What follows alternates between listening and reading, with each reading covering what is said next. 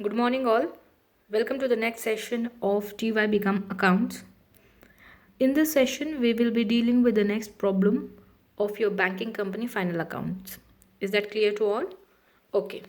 See, this in this problem, in this question, basically they have not asked us to prepare profit and loss account.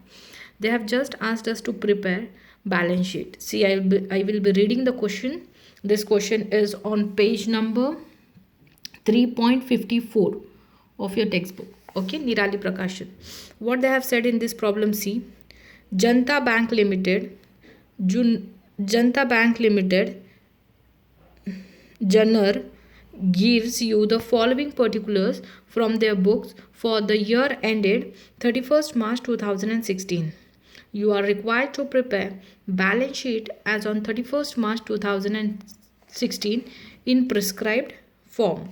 In prescribed form means हमको जो form बोला है schedule number 1 is form A and form B. Clear to it.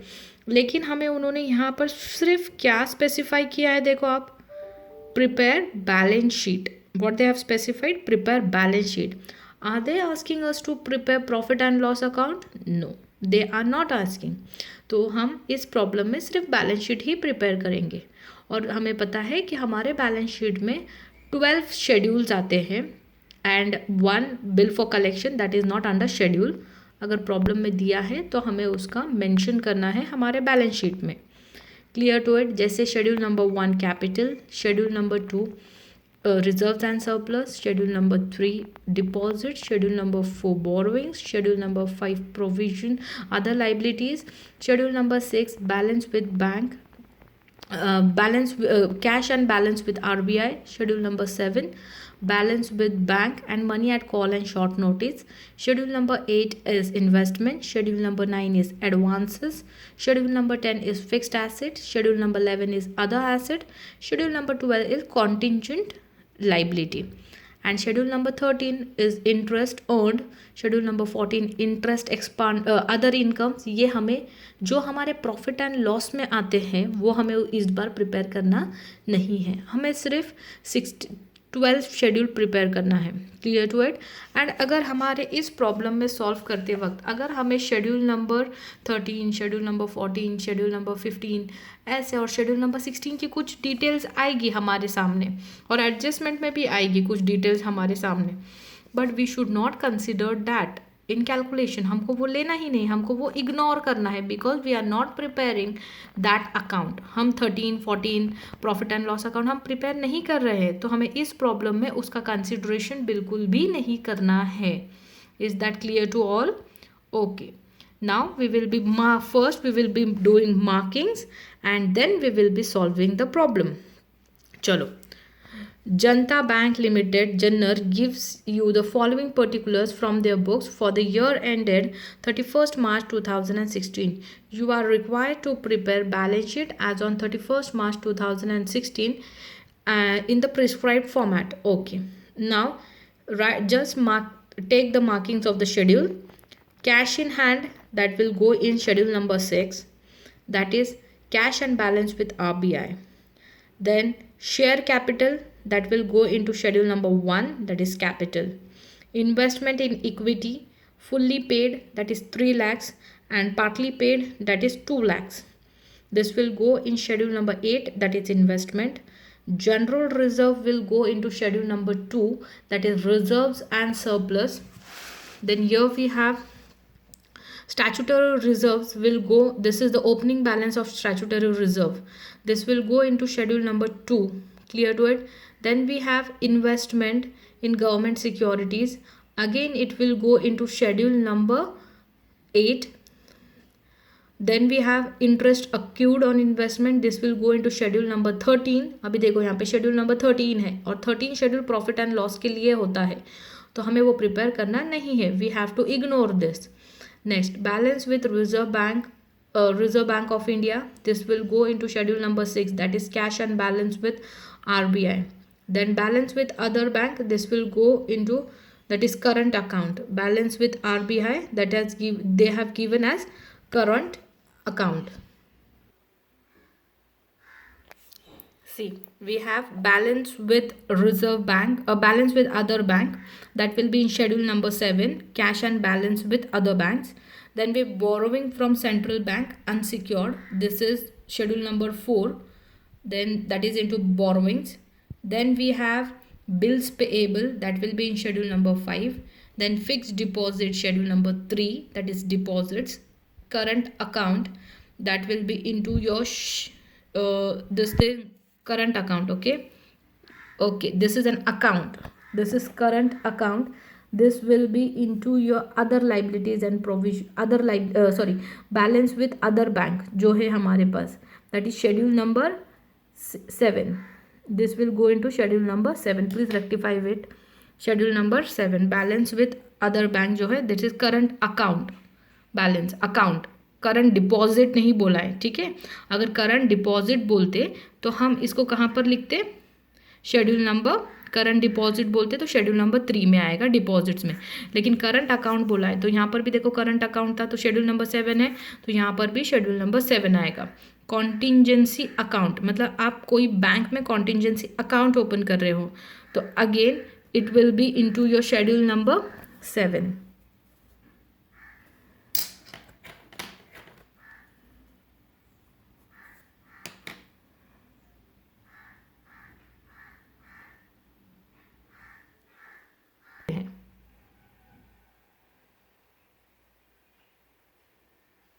Is that clear? Okay, see now जो है हमारा ये schedule number 4 है. Then we have schedule number bills payable, schedule number 5, fix deposit schedule number 3. Then we have current account. Current account अगर debit में दिया है तो वो हमारी एसेट होती है और क्रेडिट में दिया है तो वो हमारी लाइबिलिटी है. अगर लाइबिलिटी है तो डिपॉजिट्स के लिए वी हैव शेड्यूल नंबर 3. अगर वो एसेट्स यहाँ पे डेबिट में होता तो वो हमारी एसेट्स होती, तब वो शेड्यूल नंबर 7 में जाता. Then we have contingent account. Contingent account का भी मामला ऐसा ही है कि अगर ये क्रेडिट में दिया है मतलब ये हमारी लाइबिलिटी है, तो लाइबिलिटी है तो हमारे पास शेड्यूल नंबर 3 है डिपॉजिट्स, तो वहाँ पर हम डाल सकते हैं. Then we have loans, that is schedule number 9. Then we have cash credit, that is again schedule number 9. Then we have overdraft, then that is schedule number 9. Then we have saving account deposits, that is schedule number 3. Then we have unclaimed dividend, schedule number 5. Then bill purchase and discounted, schedule number 9. Then bank adjustment. Bank adjustment अगर debit में दिया है तो वो अपनी asset से schedule number 11 में जाता है. अगर वो क्रेडिट साइड में दिया है तो वो अपनी लाइबिलिटी है और वो शेड्यूल नंबर 5 में जाएगा.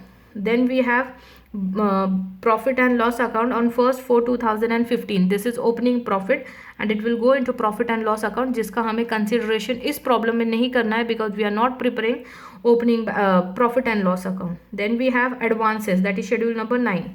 premises, schedule number 10.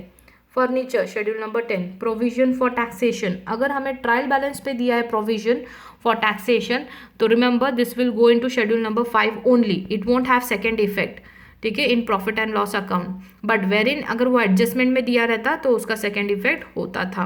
Clear to it? Okay. Then we have profit for the year ended 2015 and 16.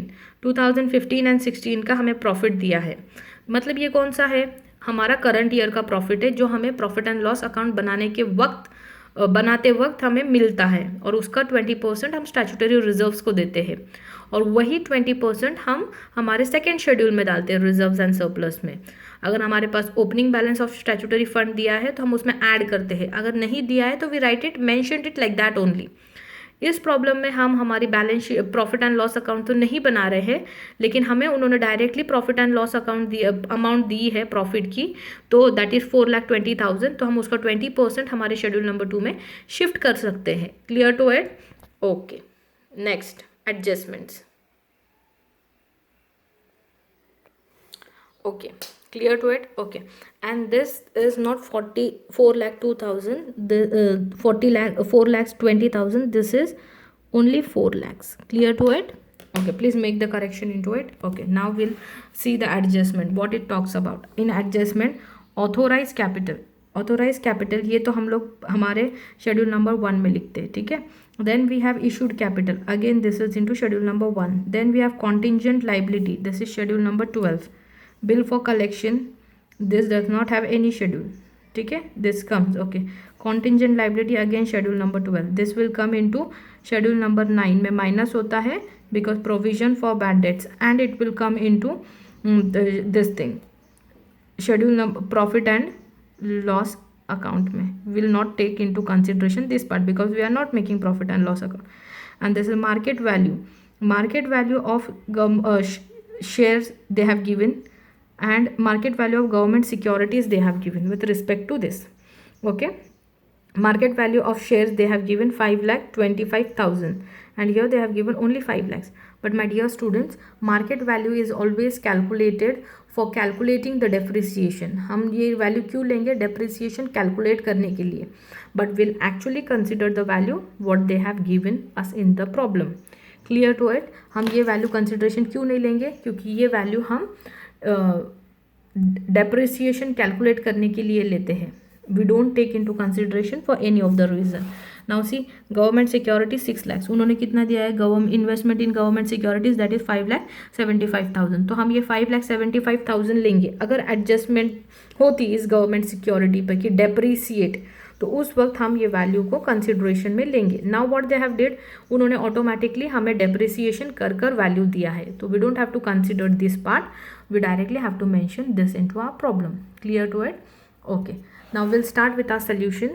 See, first one है cash in hand, and where it goes 1,50,000, where it will be going into schedule number 6. चलो we'll move to the schedule number 6. See, cash in hand 1,50,000. Clear to it? 1,50,000. Then we have schedule, this is share capital. कितना दिया है उन्होंने share capital? 25 lakhs. And what they have given? Invested, ये तो इसका है, ठीक है, share capital that is 25 lakhs. But they have given us something in share capital का एडजस्टमेंट में. Authorise capital is 1 crore, that is 2 lakh shares of 50 each. तो हमें पहले ऑथोराइज कैपिटल दिया है, तो हमें ऑथोराइज कैपिटल का मेंशन करना है इन शेड्यूल नंबर 1C. क्या दिया है? 2 lakh शेयर्स ऑफ 50 ईच, उसका कैपिटल होता है 1 crore. ठीक है, हमने यहाँ पे अंडरलाइन क्यों किया है? क्योंकि हमें ये टोटल कैलकुलेशन में लेना नहीं है, हमें सिर्फ पेड अप कैपिटल कैलकुलेशन में लेना होता है. अभी हमें पेड अप कैपिटल कैसे मिलेगा ये हमें कैलकुलेट करना है. अभी देखो, ऑथोराइज कैपिटल है 1 crore. उन्होंने यहाँ पर आगे क्या दिया है हमें? हमने ऑथोराइज कैपिटल लिख लिया है, बट और क्या एडजस्टमेंट है? Issued capital is half of the authorise capital. Issued capital कितना है? Half of the authorise capital. Authorise capital कितना है? 1 crore. तो इसका हाफ कितना होगा? 50 lakhs. तो इशूड कैपिटल इसका हाफ मतलब 50 lakhs. अगर 50 lakhs अमाउंट है तो हमने क्या किया? इसका हाफ किया. 2 lakhs के कितने शेयर? 2 lakhs के 50 शेयर्स थे, 50 ईच थे, तो इसका हाफ इशू किया आपने. तो 2 lakhs का हाफ कितना हुआ? 1 lakhs और इंटू 50 आपको मिलेगा 50 lakhs. Clear to it? आगे क्या बताया उन्होंने?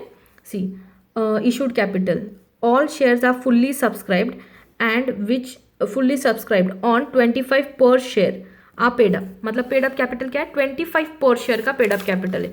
ये पूरा जो 1 lakh का कैपिटल है ये फुल्ली इशूड भी है, सब्सक्राइब्ड भी है. ठीक है, सब्सक्राइब्ड कितना किया है? 1 lakh शेयर्स ऑफ 50 ईच, इतना सब्सक्राइब किया. लेकिन हमने कितना पैसा मंगाया है? ओनली 25 पर शेयर मंगाया है. तो सब्सक्राइब कितना किया? 1 lakh ऑफ 50 ईच, वो आ गया 50. लेकिन मैंने आपको क्या बताया था? हमेशा हमें कौन सा कैपिटल इंपॉर्टेंट में रखना है? Paid up capital. अब पेड अप कैपिटल उन्होंने क्या बताया है? 50 रुपये का जो पर शेयर है वो आपने सब्सक्राइब भी किया है, लेकिन आपको उससे सिर्फ 25 रुपये आए हैं. तो आपने क्या किया? Paid up capital, called up capital या फिर पेड अप कैपिटल क्या होगा? 1 lakh शेयर्स, 50 रुपये का जो है उसको आपने 25 रुपये मांगे हैं.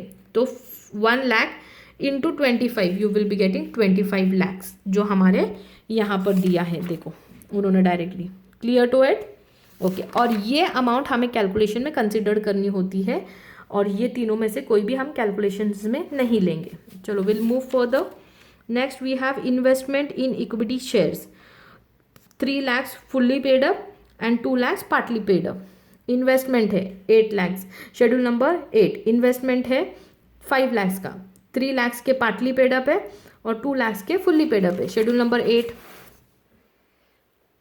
शेड्यूल नंबर 8 देखो, इक्विटी इन्वेस्टमेंट किया है ना, यू कैन राइट डायरेक्टली, आप लिख सकते हो इस पर investment that is 3 lakh and 2 lakh. ठीक है, अभी ये क्या लिखा है, मार्केट वैल्यू ऑफ शेयर्स, तो वो हमारे एडजस्टमेंट में है। देखो मार्केट वैल्यू है 5,25,000, ये उन्होंने लिखा है। आप डायरेक्टली भी लिख सकते थे 5 lakh without bifurcating. Clear to it? Okay, आप बिना बाइफोकेशन के भी लिख सकते थे डायरेक्टली 5 लाख। क्लियर? जो हमारे प्रॉब्लम में दिया है। Okay, what next? General reserve. General reserve कहाँ पर आएगा? ये हमारे शेड्यूल नंबर 2 की बात है। General reserve 3 lakh. देखो they have given us 3 lakh. Is that clear? Okay, next we have statutory reserve 6 lakh. Statutory reserve कहाँ पर आएगा? ये opening balance of statutory reserve दिया है, ये कहाँ पर आएगा? हमारे शेड्यूल नंबर 2 में। शेड्यूल नंबर 2 में रिजर्व दैट इज 6 लाख। देखो ये इनर कॉलम में क्यों लिखा है उन्होंने 6 लाख? बिकॉज हमें करंट ईयर का स्टैट्यूटरी रिजर्व यहाँ पर लिखना है, और करंट ईयर का स्टैट्यूटरी रिजर्व कितना होगा? 20% of your current years profit. और हमने बैलेंस शीट तो प्रॉफिट एंड लॉस अकाउंट तो बनाया नहीं है, हमें प्रॉफिट कहाँ से मिलेगा?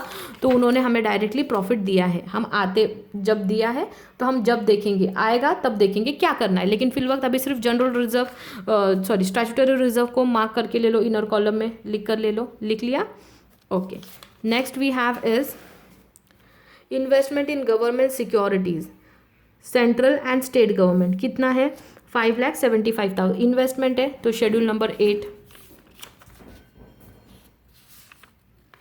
शेड्यूल नंबर 8 देखो, investment 5,75,000 done. Okay, next we have is, ये हो गया। Next we have is interest accrued on investment. ये इन्वेस्टमेंट पर आपके इंटरेस्ट अक्यूड है, अक्यूड मतलब आउटस्टैंडिंग।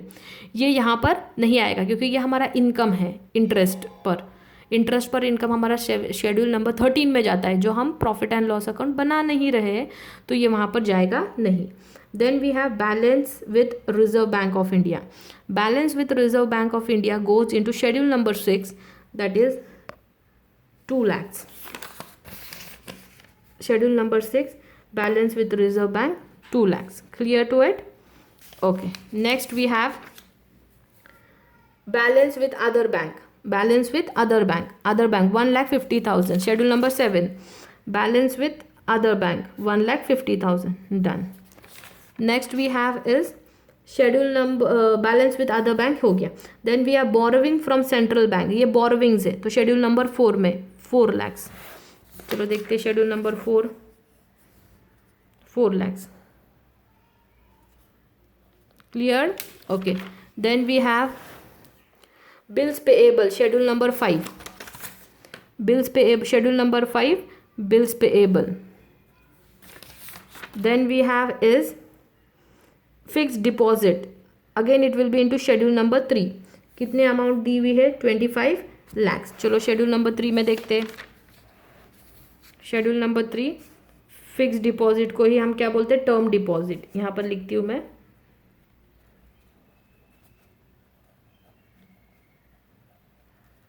कितना है? 25 लाख। क्लियर्ड है? क्लियर्ड है सबको? Okay, next we have is current account. Current account will go into schedule number 3। कितना दिया है? 40 lakh. Current account schedule number 3 40 lakh नहीं है, यहाँ पर 44 है, क्योंकि 40 लाख और इन्होंने और एक ऐड किया है इसी में। देखो आगे, कॉन्टिजेंटी अकाउंट, कॉन्टिजेंसी अकाउंट, ये हमारा शेड्यूल नंबर 3 में ही जाता है। अगर ये यहाँ पर होता, अगर ये डेबिट साइड में होता तो वो हमारा शेड्यूल नंबर 7 में जाता, लेकिन ये शेड्यूल नंबर 3 में क्यों जा रहा है? क्योंकि ये क्रेडिट साइड में लाइबिलिटी है, अगेन 4 लाख, तो उन्होंने इसमें 4 लाख ऐड किए हैं, तो वो टोटल बन गया 44 lakh. Clear? Okay, next we have loan. Loan हमारी लाइबिलिटी एसेट है, that is schedule number 9। Debit में दिया है तो एसेट है, क्रेडिट में दिया है तो वो हमारी लाइबिलिटी है। तो शेड्यूल नंबर 9 में लोन गया क्या? देखो 50 लाख। शेड्यूल नंबर 9 में देखो उन्होंने क्या किया है, यहाँ पर जो ये लोन्स है इसमें जो 1,50,000 45,000 है, इसमें उन्होंने एडिशंस किए हैं। अभी मैं बताती हूँ आपको ये एडिशंस कैसे किए उन्होंने। ठीक है, ठीक है, पहले लेंगे लोन्स 50 lakhs।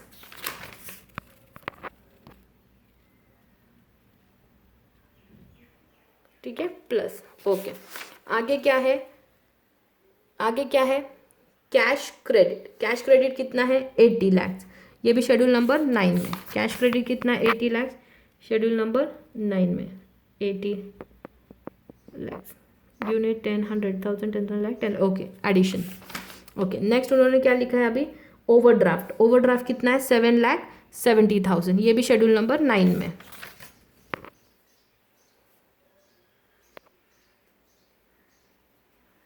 ठीक है, ओके, ये हो गया। Then we have bank saving account. Saving account कितना है 65,000। सेविंग अकाउंट कहाँ पर जाता है, शेड्यूल नंबर 3 में। सेविंग अकाउंट, सेविंग अकाउंट देखो 65,000 हो गया। Next we have is unclaimed dividend. Unclaimed dividend means वो डिविडेंड जो शेयर होल्डर अभी तक लेकर नहीं गए। ये this will go into schedule number 5, that is 25,000। See schedule number 5, unclaimed dividend 25,000 done।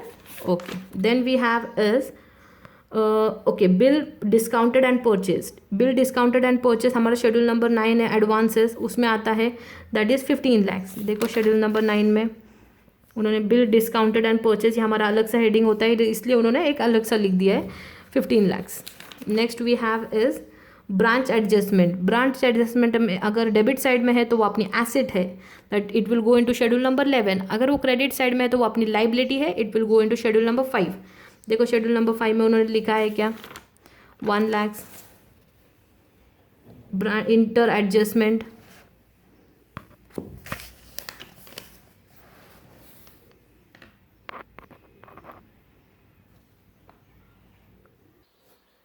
देखो गया है क्या 74,000 branch adjustment account schedule number 5 में 74,000।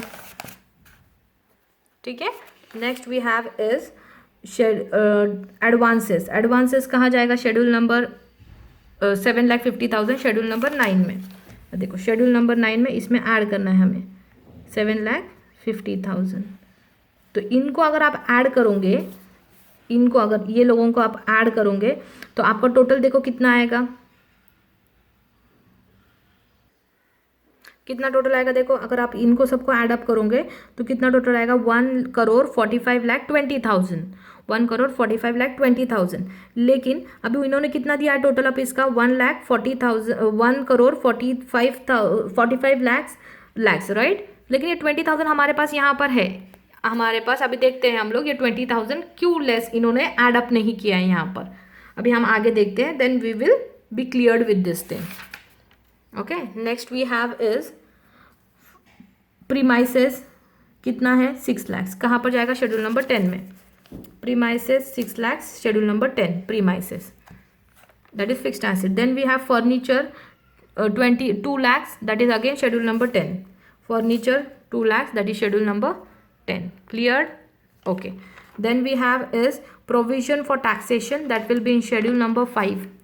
provision and taxation schedule number 5। clear to it? इस पे भी टिक कर कर ले लेते हैं। okay, then we have is a profit and loss account for year 15 and 16। इसको कहीं पर भी मेंशन नहीं करना है, बट इसको कैलकुलेशन के लिए लेना है। हमको क्या करना है, देखो हमारा ultimate aim profit and loss account का क्या होता है, to find out the profit. But उन्होंने हमें प्रॉफिट दिया है, तो अभी हम देखते हैं कि हमें इस प्रॉफिट से क्या करना है। इस प्रॉफिट से हमें क्या करना है, पहली बात तो ये रेक्टिफिकेशन कर कर ले लो, ये 4 lakhs है, दैट इज नॉट 4,20,000। इस 4 lakhs का क्या करना है हमें, 4 lakhs का 20% निकालना है, जो हमारा स्टैचूटरी होगा, स्टैचूटरी रिजर्व्स होगा, जो हमारे रिजर्व फंड में आएगा। ये 0 कट, ये 0 कट, ये 0 cut, 2 into 40,000 will give you 80,000। और ये 80,000 एक इफेक्ट जाता है हमारे अप्रोप्रिएशन में, और सेकेंड इफेक्ट जाता है हमारे शेड्यूल नंबर 2 में, that is statutory reserve for the current year. ये कितना होगा 20% ऑफ एनपी करंट ईयर का, और करंट ईयर का एनपी कितना है आपका 4 लाख। क्लियर? ओके, नेक्स्ट अभी ये देखो, ये जो शेड्यूल नंबर 13 में बोला था मैं, इंटरेस्ट अक्यूड ऑन इन्वेस्टमेंट, आपके इन्वेस्टमेंट पर आपको इंटरेस्ट मिल रही है, तो ये आपकी अदर एसेट से it will go into schedule number 11। देखो शेड्यूल नंबर 11 में है क्या, क्लियर? Okay, next. अभी इतना तो हो गया, ठीक है, ओके। अभी हमें ये देखना है कि हमारे एडजस्टमेंट्स पूरी तरीके से हो गए क्या। अथोराइज कैपिटल हो गया है, देन इशूड कैपिटल हो गया है, देन कॉन्टिंजेंट लाइबिलिटीज ये नहीं हुआ, ये शेड्यूल नंबर 12 में जाएगा। शेड्यूल नंबर 12 में देखो कॉन्टिंजेंट लाइबिलिटी गया है क्या, 22। Okay, then we have is bill for collection, ये हमारा बैलेंस शीट में जाता है, बिल्स फॉर कलेक्शन, इससे बाद में देखते हैं। Contingent liability for partly paid up share, फिर से ये कॉन्टिंजेंट है, ये शेड्यूल नंबर 12 में जाएगा, 2 lakhs। Then we have is provide for doubtful debt, मैंने आपको क्या बताया था, ये शेड्यूल नंबर 9 में से लेस होता है और शेड्यूल प्रॉफिट एंड लॉस में जाता है। तो शेड्यूल नंबर 9 तो हमारे पास है, चलो उसको लेस कर लेते हैं, 20,000। देखो लेस 20,000, अभी कितना आया, 1,45 लाख आ गया क्या, देखो ठीक है। जो देखो उन्होंने लिखा है, यही लिखा है उन्होंने ये एडजस्टमेंट नहीं किए हैं directly, they have mentioned, we need to mention the adjustment so that the clarification of the calculation goes easy with us, clear to it? Okay, next we have, okay this much is over. Okay, इसका second effect हम लोग PNC schedule में देते हैं, but my dear student we don't have PNC here. Next we have is, okay, this much is okay, then we have provisions, okay, then the market value, ये adjustment हम लोग क्यों consider करते हैं, अगर हमें डेप्रिसिएशन दिया होता शेयर्स पर और गवर्नमेंट सिक्योरिटीज़ पर तब हम लेते, बट यहाँ पर क्या है, हमें उन्होंने ऑलरेडी डेप्रिसिएशन कर दिया है, इसलिए हमने हमारे डेप्रिसिएटेड वैल्यू को कंसिडरेशन में लिया है। Is that clear? Now we have to take the total of all our schedules. Schedule number 2 total, schedule number 1 total is 25 lakhs. The ultimate total is 25 lakhs, क्योंकि मैंने आपको पहले ही बताया था कि हमें total of paid up capital लेना होता है और हमारा पेड अप कैपिटल है 25 लाख। शेड्यूल नंबर 2 टोटल नहीं मिलेगा हमको, क्योंकि हमने सिर्फ अभी तक जनरल रिजर्व लिखा है और हमारा इसका टोटल लिया है outer column, that is 6,80,000। But हमने अभी ये 4,20,000 आया कहाँ से, तो आपको पता है हम लोग जब प्रॉफिट एंड लॉस अकाउंट करते हैं, प्रॉफिट एंड लॉस अकाउंट जब हम बनाते हैं माय डियर स्टूडेंट, तो हम क्या करते हैं,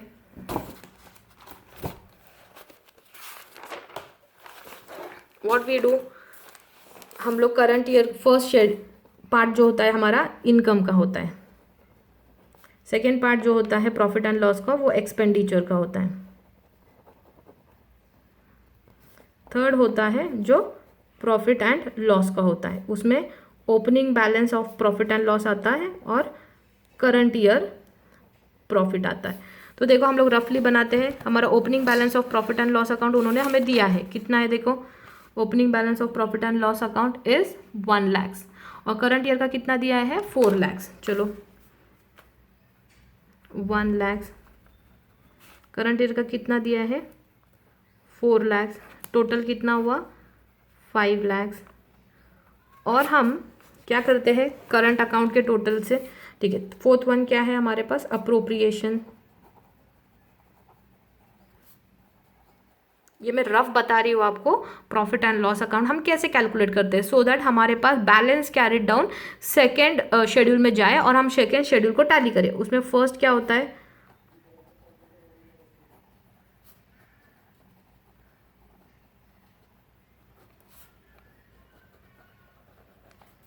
जो हमारा 20% होता है ऑफ करंट ईयर एनपी, तो हमारा करंट ईयर का एनपी कितना है 4 लाख।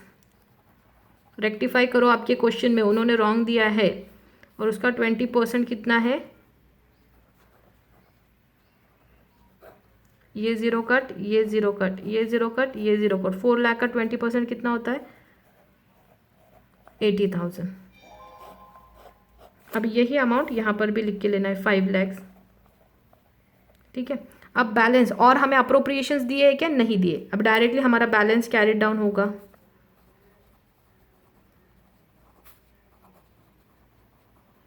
और ये और ये जो हमारा ट्रांसफर टू स्टैट्यूटरी रिजर्व है, ये शेड्यूल नंबर 2 में ट्रांसफर होता है। तो अभी देखो 8,80,000 minus 5 lakh will give you 4,20,000, और ये 80,000 और 4,20,000 आपको आपके शेड्यूल नंबर 2 में ट्रांसफर करना होता है। देखो जो 80,000 मैंने पहले से कैलकुलेट करके बताया था आपको, इसलिए ये पहले का स्टैट्यूटरी रिजर्व था 6 लाख और करंट ईयर का हुआ 80,000। The answer is 6,80,000।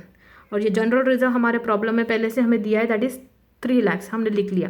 देन ये 4,20,000 is nothing but this profit and loss account का carried forward. Clear to it? Okay, and take the total, that is 4 lakhs, sorry, the 6,80,000, 3 lakhs and 4,20,000, the total will be 14 lakhs. Clear to it? Okay.